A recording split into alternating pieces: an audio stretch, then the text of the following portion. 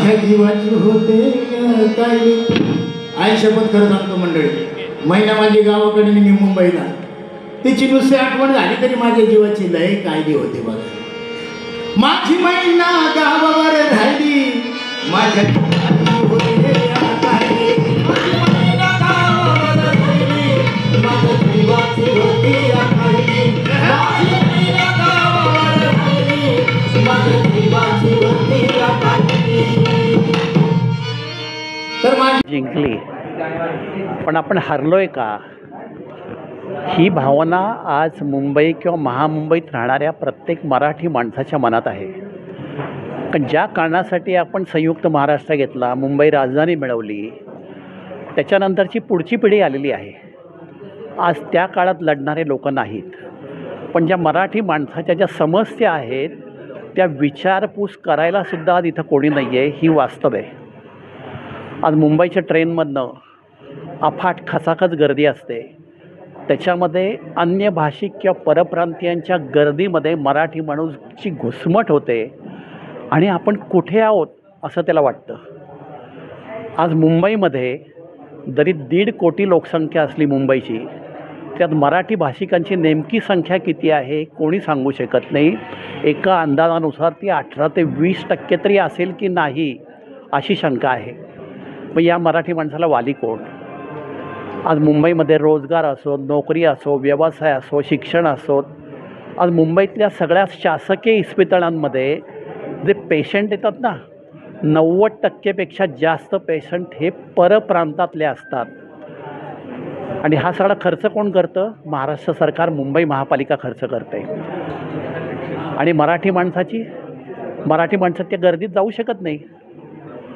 शाळेची ॲडमिशन असो, शैक्षणिक ॲडमिशन असो, रोजगार असो, नोकरी असो, आज फेरीवाल्यांची जी सगळी गर्दी आहे ना, प्रत्येक चौकामध्ये, प्रत्येक स्टेशनच्या बाहेर, तिथं मराठी फेरीवाले किती आहेत हे कोणी सांगू शकेल? बांगलादेशी किती राहतात हेही कोणाला माहिती नाही आहे. कारण विधिमंडळामध्ये हा कधी प्रश्नच विचारला गेला नाही. कदाचित संसदेमध्ये अशा प्रश्नांची चर्चा होते, पण महाराष्ट्रात अशी चर्चा व्हायला नको. जसं काही कोणालाच काही पडलेलं नाही आहे. जे मराठी लोकप्रतिनिधी निवडून येतात त्यांच्यावर काही जबाबदारी नाही आपल्या मराठी समाजाच्या उन्नतीची, हिताची, काळजीची. आज सगळीकडे जे मुंबई आणि महामुंबईत प्रचंड टॉवर्स उभे राहिलेले आहेत, 40 मजली, 60 मजली, आता 80-90 मजली टॉवर सगळीकडे होत आहेत. हे कोण बांधत आहे? कोणासाठी बांधत आहेत? तिथं राहणारे लोक कोण आहेत? याच्यामध्ये मराठी किती आहेत? आणि काहीच कोणाला पडलेलं नाही आहे. बरं, टॉवरमधला फ्लॅट घ्यायचा म्हटला तर 2 कोटीपासून 15, 20, 25 कोटी, हे मी तुम्हाला उपनगरातले आकडे सांगतो आहे. शहरातले आकडे आणखीन उंच आहेत. एवढा पैसा कोणाकडे आहे? कुठून येतो हा पैसा? कोण वापरतं आहे? काही कशाचं नियंत्रण नाही. आज नवी मुंबईमध्ये 2100 इमारती या बेकायदेशीर आहेत असं हायकोर्टापुढे यादी येते. हायकोर्टमध्ये ते उभ्याच कशा राहिल्या? याला जबाबदार कोण आहे? कोणी परवानगी दिली? कोणी दुर्लक्ष केलं? कोणी बांधल्या? कोणासाठी बांधल्या? काहीच कोणाला पडलेलं नाही आहे. आज बुलेट ट्रेन येते, कोस्टल रोड झाला, समृद्धी मार्ग झाला, अटल सेतू झालेला आहे, AC लोकल धावायला लागलेले आहेत. मुंबईचा विकास जेवढा वेगाने होतो आहे ना, तो केवळ मराठी माणसासाठी होतो आहे का असा माझा प्रश्न निर्माण होतो. ठीक आहे, या देशामध्ये कोणी कुठल्याही राज्यामध्ये, कुठल्याही शहरामध्ये जाऊ शकतो, पण या राज्यामध्ये, या मुंबईमध्ये बाहेरून आलेले लोक या शहराशी समोर बसून का वागत नाहीत? स्वतःची व्होट बँक निर्माण झाल्यावर की का वागतात? आणि राज्यकर्ते त्यांच्या नादी का लागतात मतांसाठी, असा माझा मनात प्रश्न येतो. मराठी माणसाची काळजी घेणारे आम्हाला राज्यकर्ते हवे आहेत.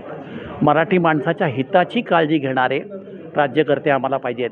कारण मराठी लोकप्रतिनिधी म्हणून निवडून आले म्हणून मराठी माणसाचं भलं झालं, मराठी माणसाचं कल्याण झालं असं नाही.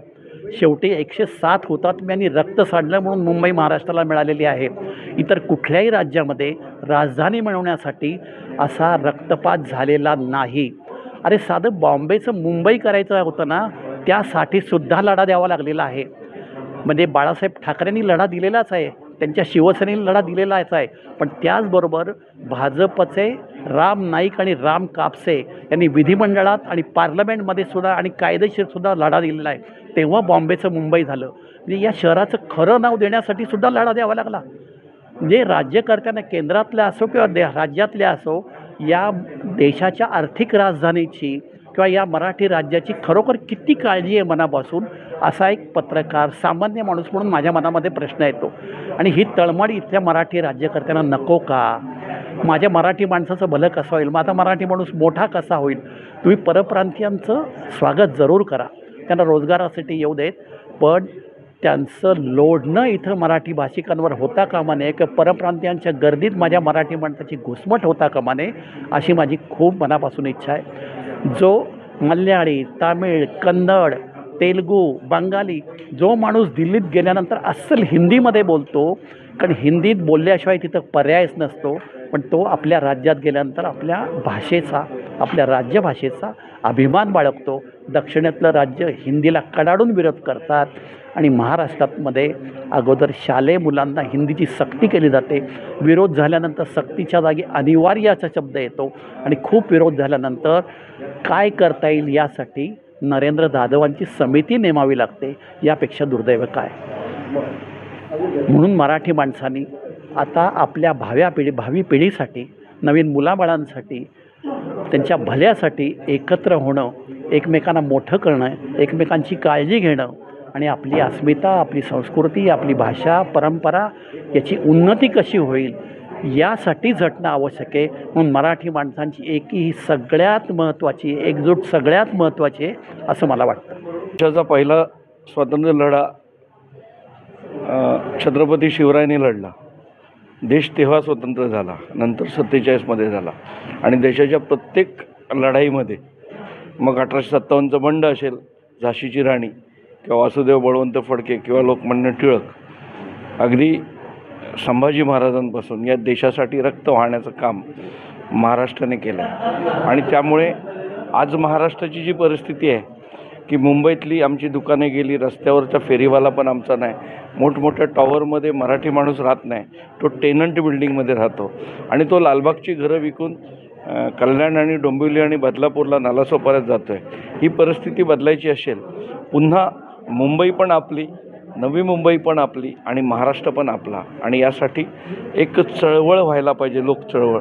आणि मला वाटते आजच्या कार्यक्रमाने किंवा अशासारख्या कार्यक्रमांनी मराठी माणसांनी सतत एकत्र येऊन एकमेकांना मदत करून उद्याचा महाराष्ट्र, बलशाली महाराष्ट्र, समृद्ध आणि मराठी माणसांचा महाराष्ट्र बनवण्याची प्रक्रिया सुरू करूया. जय शिवराय. मित्रांनो, आज संयुक्त महाराष्ट्राचा संग्राम अशा पद्धतीचा एक आगळा वेगळा कार्यक्रम वाशीच्या नाट्यगृहामध्ये संपन्न होत आहे. आणि आज RSP युनिट नवी मुंबई रायगडच्या वतीने सर्व त्या हुतात्म्यांना आम्ही श्रद्धांजली अर्पण करतो. जरी हुतात्मे पत्करता नाही आलं तरी पण समाजासाठी आपण काहीतरी देणं लागतो आणि काळाची गरज ओळखून आमचे जीवन सेवेसाठी मला RSP युनिट नेहमी कार्यरत राहतं आणि इथून पुढे कार्यरत राहील. बहुत धन्यवाद. नमस्कार. आजचा हा जो काही कार्यक्रम इथं संपन्न झाला, खरोखरच मराठी भाषा जिवंत राहिली पाहिजे. आज महाराष्ट्राची ही मातृभाषा महाराष्ट्रातून हद्दपार होते की काय याची भीती वाटत आहे. आणि आजच्या सर्व वक्त्यांच्या व्याख्यानातून मराठी भाषेला, मराठी संस्कृतीला, मराठीपणाला कुठेतरी धोका निर्माण झालेला आहे. आणि खरोखरच येणाऱ्या नव्या पिढीला महाराष्ट्रामध्ये मराठी भाषा टिकवण्यासाठी आजचे जे काही अतिशय सुंदर असे व्याख्यान झाले हे खरोखरच समाजासाठी उपयोगी आहेत आणि येणाऱ्या महाराष्ट्रातील मराठी लोकांसाठी उपयोगी आहेत. त्या शिवतुतारी प्रतिष्ठान आणि मराठी साहित्य मंडळ यांच्या वतीनं आज आयोजित करण्यात आलेला संयुक्त महाराष्ट्र, त्याच्या उद्याचा दिवस म्हणजे 21 नोव्हेंबर ह्या दिवसाच्या पार्श्वभूमीवर आजचा जो कार्यक्रम दोन्ही मंडळांच्या वतीनं आयोजित करण्यात आला, त्यासाठी आम्ही संपूर्ण RSPची टीम इथे उपस्थित होतो. एक खरोखर आम्ही रस्ता सुरक्षा आणि नागरिक संरक्षण याच्या माध्यमातून कार्य करत आहोत.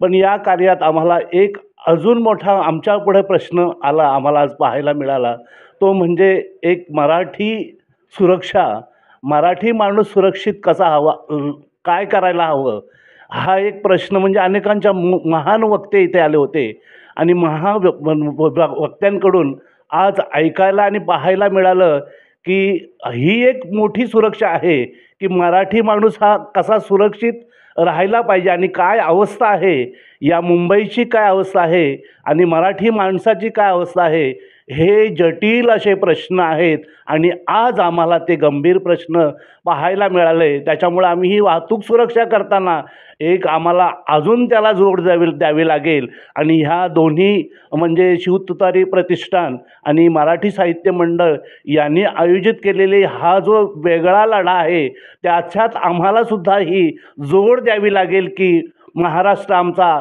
एक चांगल्या प्रकारचा हे म्हणजे संपूर्ण दिल्ली 60चे तख्त राखीतो महाराष्ट्र माझा, परंतु आज कोणत्या अवस्थेला आहे ह्याच मोठा प्रश्न पडलेला आहे. आणि आम्ही नक्कीच याच्या लढ्यामध्ये 109 महात्म्याने म्हणता येईल या हुतात्म्यांनी दिलेलं बलिदान आणि ते बलिदान वाया जाऊ नये म्हणून यासाठी आम्हाला काहीतरी थोडा तरी त्याग करणं गरजेचं आहे. यासाठी आम्हाला प्रसार करणं, ह्या ज्या वक्त्यांनी जे दिलेलं जे काही वक्तृत्व आहे ते आमच्या नक्कीच हृदयावर पडलेलं आहे आणि नक्कीच त्यांचा आम्हाला एक जोड देऊन या कार्यात आम्हाला आमची जोड आमच्या संपूर्ण टीमची जोड असेलच आम्ही नक्की सांगतो.